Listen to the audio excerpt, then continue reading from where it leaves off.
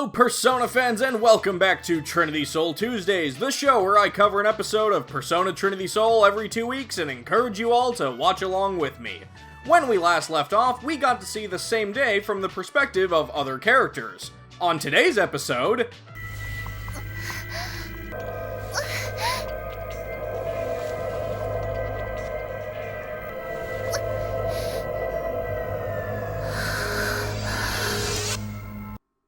that happens.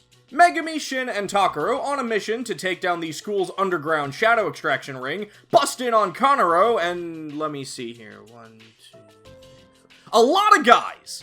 And if their mission was to make me feel very uncomfortable, they succeeded. I know on the show we've had a few laughs, haha, shadow extraction kinda sounds like sex, but they have taken their ball away from me and are going home. Kanaro's love of shadow extraction has been a recurring part of her character, but this is the episode that's really going to explore it. The group decides to hold an intervention for her in the classroom, with Megumi letting her friend know that she loves her, and supports her, and... or that. She says that instead. Okay.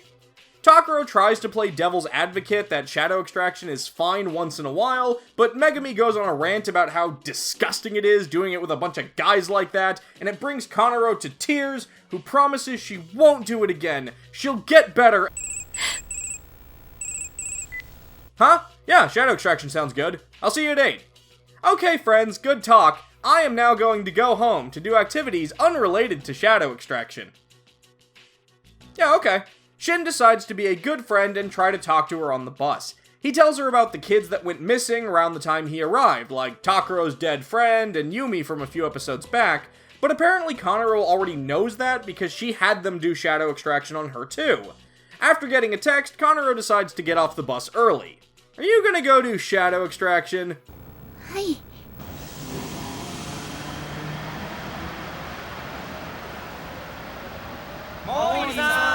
Oh, you are a liar! Also, Jun is wearing an apron, because why shouldn't he? Arriving at Bamboo for her shadow extraction group, she finds Shin and Jun eating. Shin, in what probably would have been a cool scene to see, but oh well, threatened her group and told them to never talk to her again, and ended up getting punched in the face in the process. Feeling terrible that her friend got hurt, Kanaro makes a promise to never do shadow extraction again. Until the next day at school, when it's super obvious that she was about to go do it. This just isn't working. What should we do now? Sleepover! Kanaro is gonna stay with Megumi at the dorm, while Takuro and Shin are gonna help watch after her. Jun wants to come too, but why? Oh, okay, that's actually really nice. You know, I wasn't thinking that, but now I just don't believe you. Megumi tells Kanaro about a time when she actually did try shadow extraction in dance club, and the girl she did it to couldn't come to school for a few days, which is why she thinks it's so dangerous. It's a touching moment that is completely undercut by Kanaro flopping out of bed to try and text herself up a shadow extraction booty call. This episode does actually show Kanaro's withdrawal as unsettling, as it should be. Each character tries to be supportive in their own way, but it's clear nobody actually knows what to do right now. Nobody except Inui, who will save the day with a nice relaxing cup of cocoa.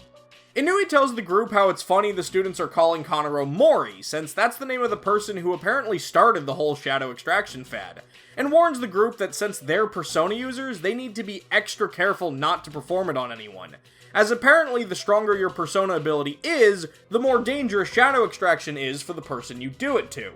Okay, so since Inui just revealed to the group he knows about Personas and stuff, here's where I want to bring up the elephant in the room regarding his character. There's actually a pretty big fan theory that Noburo Inui here is really Kanemata from Persona 3. They are both brown-haired mop-tops who love dogs, and he tells them he did grow up around a group of Persona users for a while.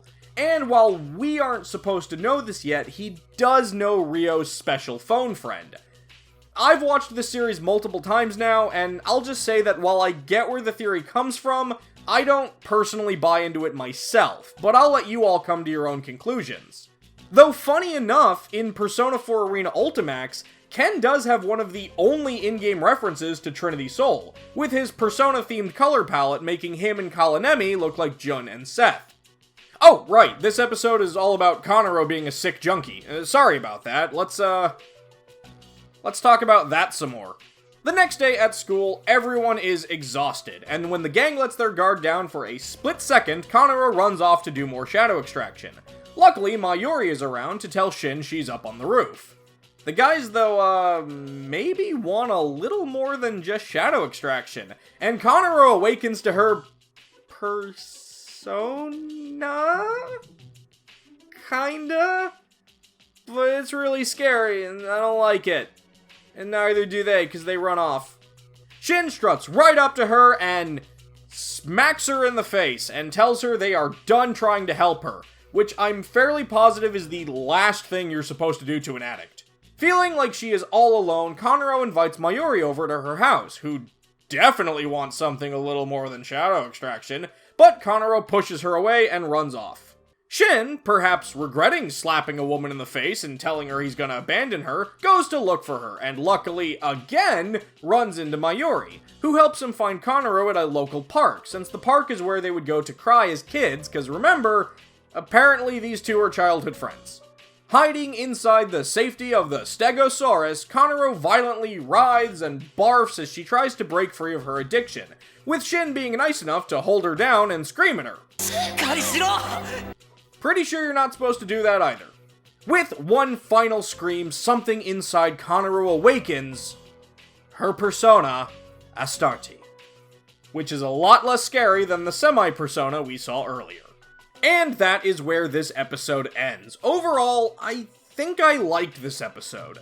Assuming the point was to create a really tense and uncomfortable situation, they handled it mostly well.